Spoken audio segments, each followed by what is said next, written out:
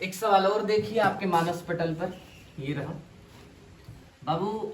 फिर वैसे ही दे रखा है जैसे मैंने आयरन की अभी सवाल करा रखा अभी। +7 लेफ्ट हैंड साइड है, सवाल में भी लेफ्ट हैंड साइड दे रखा है, तो आपके दिल में सुकून सा महसूस होगा और आप Mn+7 से आप लिख लोगे Mn+2 और यहाँ आपको 5 इलेक्ट्रॉन लिखना पड़ेगा, एब्जॉर्ब करेगा तो +2 में चेंज हो जाएगा।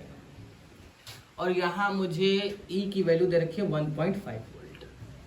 दूसरा +4 बाबू किधर चाहिए, लेफ्ट ना चाहकर राइट चाहिए बाबू, लेकिन सवाल में किधर दे रखा है बाबू, लेफ्ट में। तो आपको कुछ नहीं करना है, आपको इसको क्या करना है बाबू, चेंज कर देना है।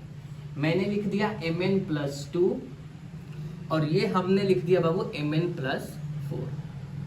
लेकिन जब आपने इसको चेंज किया है तो इसकी वैल्यू हो जाएगी माइनस का ना होकर प्लस का 0.5 वोल्ट वाली बात ही, आप इस बात से परिचित होंगे।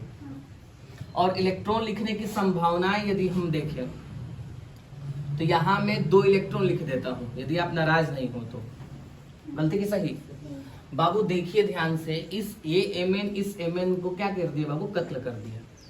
7 छाप देता हूं, 5 में से 2 गया, 3 छाप देता हूं। Mn+7 3, समझ गए होंगे 3 क्यों लिखा ना, लेफ्ट राइट करके, ठीक है।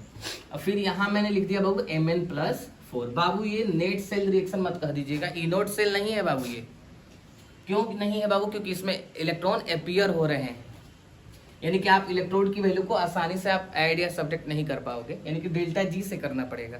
तो फिर वही बात, ΔG3 किसके बराबर होगा, ΔG1 + ΔG2, बिल्कुल आराम से करें। फिर बकायदा माइनस माइनस माइनस कट जाएगा, क्योंकि ΔG3 का फॉर्मूला क्या होता है बाबू, -NFE होता है। माइनस इन तीनों में कॉमन होगा, कट जाएगा। F तीनों में कॉमन होगा, क्या होगा बाबू, कट जाएगा। अब आते हैं ΔG3 के इलेक्ट्रॉन पर, तो लिखना पड़ेगा 3 × E3, क्योंकि E3 तो मुझे निकालना है।